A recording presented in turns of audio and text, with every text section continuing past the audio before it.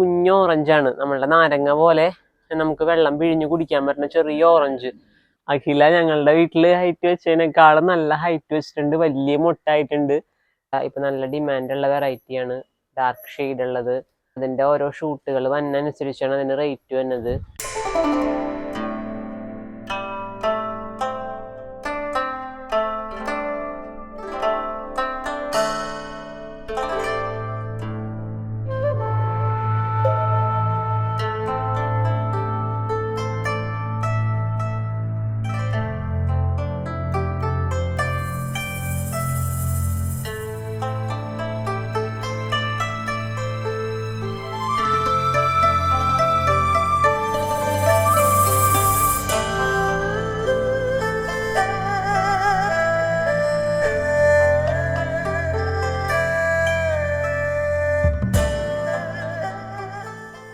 Hi friends, കേശൂസ് ഗാർഡനിലെ പുതിയൊരു വീഡിയോയിലേക്ക് എല്ലാവർക്കും സ്വാഗതം. ഇത് നമ്മളുള്ളത് എൻ്റെ വീട്ടിൽ പറവൂരാണ്. പറവൂര് അമ്മയുടെ താമരത്തോട്ടത്തിലാണ് നമ്മളുള്ളത്. അമ്മയുടെ താമരകളെല്ലാം വളരെ നന്നായിട്ട് നല്ല ആരോഗ്യത്തോടെ നിൽക്കുന്നുണ്ട്. അത് ഏറ്റവും ഹൈറ്റ് വെച്ചേക്കുന്നത് അഖിലയാണ്.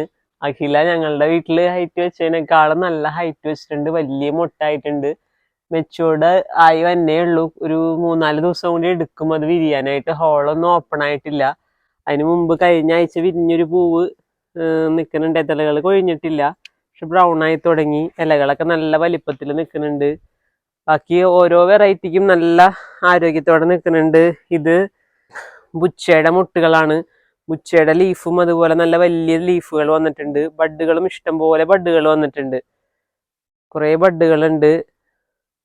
പിന്നെ ദേ ഇവിടെ കർണയും ഫ്ലവർ വിരിഞ്ഞ് ഇത് 3-4 ദിവസം കഴിഞ്ഞ ഫ്ലവറാണ്. ബഡ് വന്നിട്ടുണ്ട്. പിന്നെ ഗ്രീൻ ആപ്പിൾ ഉണ്ട്. ഗ്രീൻ ആപ്പിളും അതുപോലെ ഗ്രീൻ ആപ്പിളും മുട്ട് വന്ന് നിൽക്കുന്നുണ്ട്. ഇത് നമ്മുടെ ആരോ ഹെഡ് ജാസ്മിൻ ആണ്. നല്ല ഭംഗിയുള്ള പൂവാണ്. ജപ്പോണിക്ക പോലെ തന്നെ കുറച്ചും കൂടി വലിപ്പമുള്ള പൂക്കളാണ്. നല്ല ഭംഗിയുള്ള പൂക്കളാണ്. ഇതിൻ്റെയും വൈറ്റ് കളർ നല്ല പൂവാണ്. ഇത് തമോന്റെ ഫ്ലവറാണ്. ഇത് വെയിലിന്റെ ചൂട് കൊണ്ട് ഇതിലിന്റെ അറ്റമൊക്കെ കുറച്ചൊന്ന് ബ്രൗൺ ആയിട്ടുണ്ട്. ഇത് ഫസ്റ്റ് ഫ്ലവറാണ്, അതുകൊണ്ട് കുറച്ച് വലിപ്പം കുറവാണ്. റീപ്പോർട്ട് ചെയ്തതിന് ശേഷമുള്ള ഫസ്റ്റ് ഫ്ലവറാണ്. ഇത് നമ്മൾ ഡ്രോപ്പ് ബ്ലഡ് ആണ്. നല്ല ഭംഗിയിൽ റെഡ് കളറായിട്ട് നിൽക്കുന്നുണ്ട്. ഇത് 2 ബഡ് വന്ന് നിൽക്കുന്നുണ്ട്. നല്ല ഭംഗിയായിട്ട് 2 ബഡ് വന്ന് നിൽക്കുന്നുണ്ട്. ഇത് 2 ദിവസം മുമ്പ് വിരിഞ്ഞ പൂവാണ്. സീസൺ സമയത്താണ് ഡ്രോപ്പ് ബ്ലഡിന് കൂടുതൽ പൂക്കൾ ഉണ്ടാവുന്നത്. ഇത് വാസുകിയുടെ ബഡാണ്. നല്ല വലിയ ബഡ് വന്നിട്ടുണ്ട്. വാസുകിയുടെ ഒരു പൂ വിരിഞ്ഞ് കഴിഞ്ഞ്, ഇത് അടുത്ത ബഡാണ്. പിന്നെ കുഞ്ഞു മുട്ട് വന്നിട്ടുണ്ട്. ഫസ്റ്റ് വന്നതിൻ്റെ സീഡ് പോഡാണ്. ഇത് റെഡ് ഫിലിപ്പിന്റെ ഫ്ലവറാണ്. ഇതളകള് നല്ല റെഡ് കളറായിട്ട് നിൽക്കുന്നുണ്ട്. പിങ്ക് ക്ലൗഡിന്റെ ബഡാണ്. ഇത് വിരിയിക്കാറായിട്ടുണ്ട്. ഹോൾ ഓപ്പൺ ആവണേ ഉള്ളൂ. നാളെ ഹോൾ ഓപ്പൺ ആവുള്ളൂ. വിരിയിച്ചു നോക്കാം നമുക്ക്.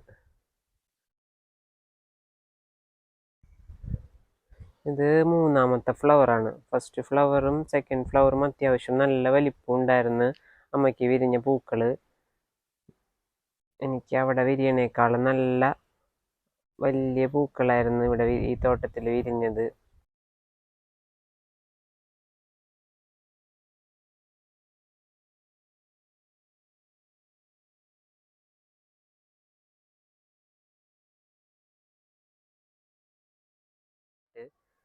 പർപ്പിൾ ജോയി 2ാമത്തെ ഫ്ലവറാണ്. അപ്പം അതുകൊണ്ട് അധികം വലിപ്പം വെച്ചിട്ടില്ല. പ്ലാന്റ് നല്ല ആരോഗ്യത്തോടെ വന്നിട്ടുണ്ട്.